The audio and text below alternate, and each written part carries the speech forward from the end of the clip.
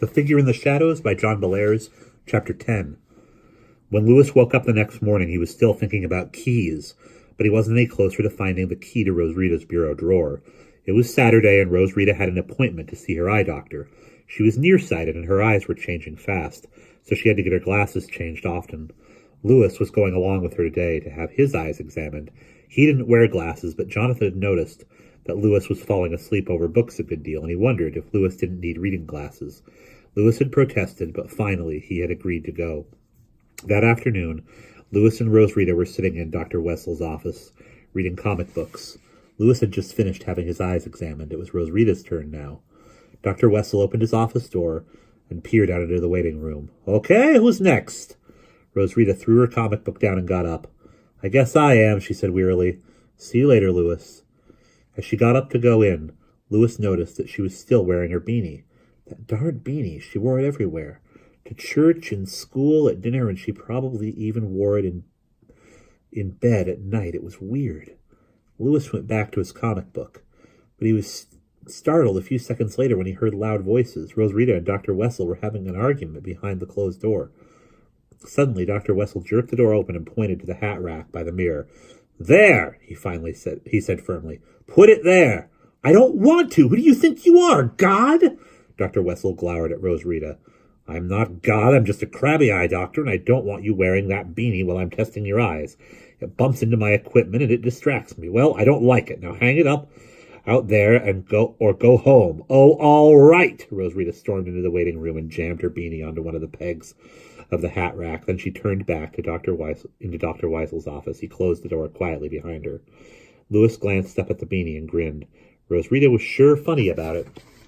He picked up his comic book, and then, quite suddenly, he laid it down again. What if the key was in the beanie? Lewis got up and walked softly over to the hat rack. Carefully, he lifted the beanie down. He looked inside, and there, held in the cloth by a safety pin, was a small black key. Lewis felt like cheering. It had to be the right key. It just had to be. He glanced nervously at the closed door of Dr. Wessel's office. How much time did he have? He had heard Rosrita say that her sessions with Dr. Wessel took quite a while, because there were lots of things wrong with her eyes. Would she be in there for a whole hour? Lewis looked at the clock. He'd just have to chance it. He undid the safety pin, put the key in his pocket, put the pin back in the hat again, snapped it shut, and carefully put the beanie back. He hoped Rosrita wouldn't hear the buttons on the beanie rattling. When he had done all this, Lewis stepped over to the office door and rapped on it. "Rosrita?" "Yeah? I just remembered that I have to go downtown and buy some tobacco for Uncle Jonathan. It'll only take me a couple of minutes." "Oh, take all the time you want. I'm likely to be in here for days." Okay, I'll be right back." Lewis struggled into his coat and hat and galoshes, and stumbled down the front steps of Dr. Wessel's office. Soon he was walking as fast as he could toward Rosrita's house. His hand closed around the cold key in his pocket. As he walked, he planned. He had to think up something to say to Mrs. Pottinger. When Lewis got to the front steps of the Pottinger house, he took a deep breath. Then he went up and rang the bell. After what seemed like a very long time, Mrs. Pottinger came to the door. She was surprised to see him. "Why, Lewis, what are you doing here? I thought you were at Dr. Wessel's office with Rosrita." Lewis dug his hands into his pockets and stared at the doormat. "Well, yeah, I kind of was, but it's like this. Rosrita and I were going to go to Hemsofts for a Coke afterwards, but I don't have enough money, and she said she left her wallet up on top of her dresser. Can I go get it?" It seemed to Lewis as if 1,000 years were passing between the time he finished his speech and the time Mrs. Pottinger gave her answer. He began to wonder if kids who were caught burglaring other kids' bureaus got sent to the detention home. Mrs. Pottinger did take a little while to answer him because she was an absent-minded person. "Why, yes, I suppose it's all right," she said at last. "If you had said it was in the bureau, I'd have said you were out of luck, because Rosrita won't even let me poke around in there. Go ahead. If you can't find the wallet, I think I have some money." "Gee, thanks a lot, Mrs. Pottinger. I'll just be a minute." "Take your time." Mrs. Pottinger turned and walked back toward the kitchen. Lewis watched her go. She trusted him. And why shouldn't she? He was Rosrita's best friend. He felt awful. He wanted to go hide in a cellar somewhere, but instead he started up the stairs. Lewis stood before the bureau with the key in his hand. He listened, expecting at any minute to hear Mrs. Pottinger's footsteps on the stairs. But instead he heard the clatter and clink of the dishes she was washing. He turned and saw that he had left the bedroom door open. Quickly he walked over and closed it. Then he went back to the bureau. The 2 drawers at the top had locks. It had to be one of them. Probably the same key fitted both locks. At least he hoped it did. Lewis decided to try the right-hand drawer first. He stuck the key in and turned it. But when he pulled, he found that the drawer wouldn't budge, which meant that the drawer hadn't been locked in the first place. Lewis turned the key back the other way and slid the drawer out. It was stuffed full of Rose Rita's underwear. Lewis felt his face getting red. He slid the drawer back. The amulet might be in there, but he would check the other drawer first. Lewis unlocked the left-hand drawer and slid it out. It was full of little boxes and junk. This had to be the right one. He took the drawer all the way out, set it on Rose Rita's desk, and started going through it. But just as he was opening the first box, Lewis heard a knock on the door. "Everything all right in there?" Lewis froze. Mr. Pottinger. He had forgotten all about him. Usually Mr. Pottinger wasn't home during the day, but this was Saturday. He was out there in the hall on the other side of the door waiting for an answer. Lewis's mind was racing. What should he do, answer or try to climb out the window? Another knock, sharper and more insistent than before, and then Lewis heard Mr. Pottinger's loud, resonant voice again. "I said, is everything all right in there?" Lewis glanced wildly around. His glance fell on the doorknob. He was fascinated by it. It would start to turn at any minute, and then Lewis heard Mrs. Pottinger calling from the foot of the stairs. "For heaven's sake, calm down, George. It's just Louis Barnevelt looking for Rose Rita's wallet." "Well, then why doesn't he answer me? I heard this noise in her room, and I knew she was out, so I wondered." "Well, stop wondering and leave the poor boy alone. He didn't answer you because he's shy, and you scared him to death with all that bellowing." "You were shy too once. I should think you'd remember that," Mr. Pottinger chuckled. "Yeah, I guess I was." He gave a light, playful tap on the door and said, "Good hunting, Lewis." Then he walked on down the hall, humming to himself. The door closed, and Lewis heard Mr. Pottinger running water in the bathroom. Lewis was standing there by the desk with the lid of the X-Acto blade box in his hands. He was shaking all over. When he finally got himself pulled back together, he went back to examining the contents of the drawer. A box of X-Acto blades, a chestnut carved to look like a jack-o'-lantern, a deck of miniature playing cards, and a cardboard case. The case said, "Little Duke toy cards." One by one, Lewis took the things out and laid them on the green blotter. No amulet yet. A box of plastic chessmen with the label Druake on the top. A pair of magnetic toys shaped like the Republican elephant and the Democratic donkey, and a worn little blue case with Marshall Field's Chicago stamped on it. A white address label had been pasted on under the Marshall Fields label. It said, "Miss Rose Rita Pottinger, 39 Mansion Street, New Zebedee, Michigan." Lewis opened the box and saw his amulet. Lewis could hardly believe it. Tears came to his eyes.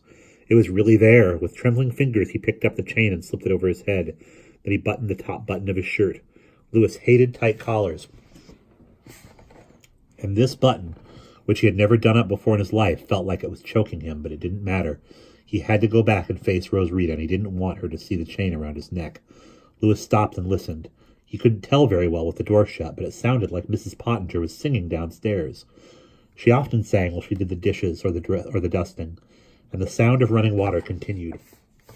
Mr. Pottinger was probably taking a bath. Good. Now he would have to get out as fast as he could. Working quickly, Lewis began putting the various items back in Rose Rita's drawer. He hoped that she hadn't put them in some particular order, so that she could find out if anybody had been fooling around with her stuff.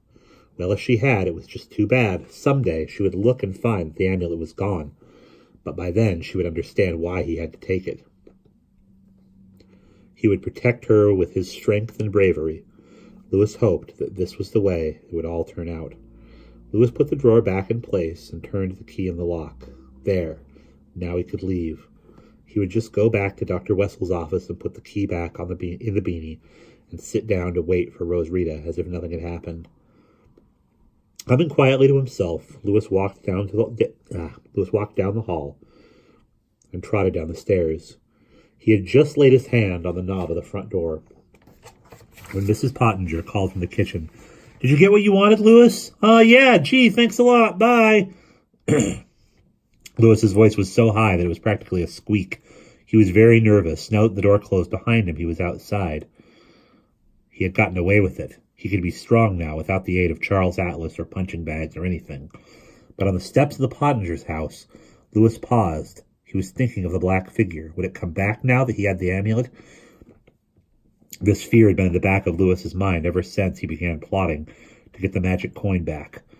Lewis had kept the fear down with his usual logical explanations, but it was still there. "Oh, heck," he said out loud. "I'm just being a scaredy cat. Nobody can hurt me now." For the 15th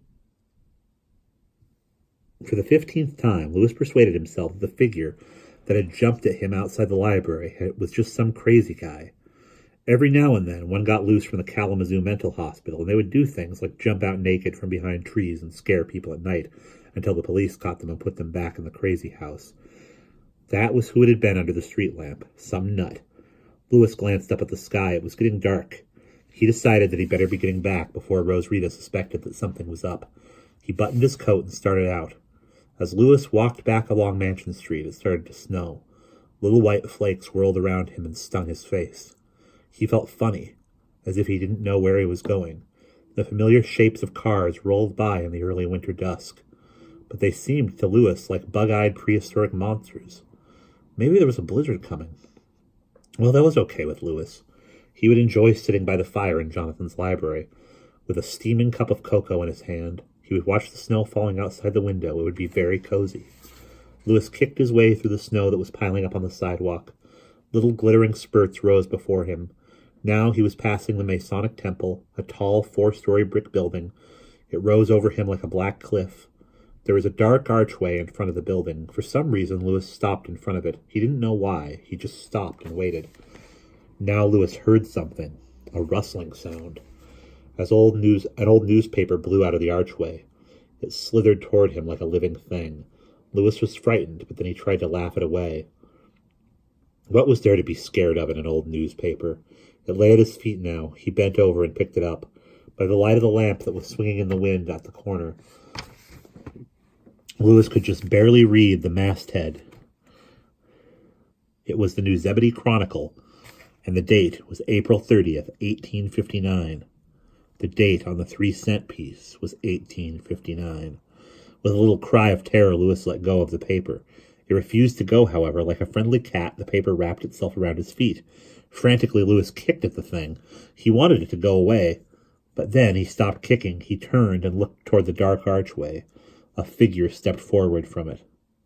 Lewis opened and closed his mouth, but nothing came out. He wanted to say, "Oh, hi there, Joe," to reassure himself, but he couldn't. Rooted to the spot, Lewis watched the figure come. A breath of cold ashes swept toward him. Now the figure was standing before Lewis on the snowy walk. It raised a shadowy hand and motioned for him to come, and Lewis felt himself suddenly jolted forward. It was as if there was a dog collar around his neck and the figure was tugging at the leash. He couldn't resist. He had to go. Lewis stumbled forward, following the beckoning shape. The snow closed in and hid them both from sight. And that is the end of Chapter 10.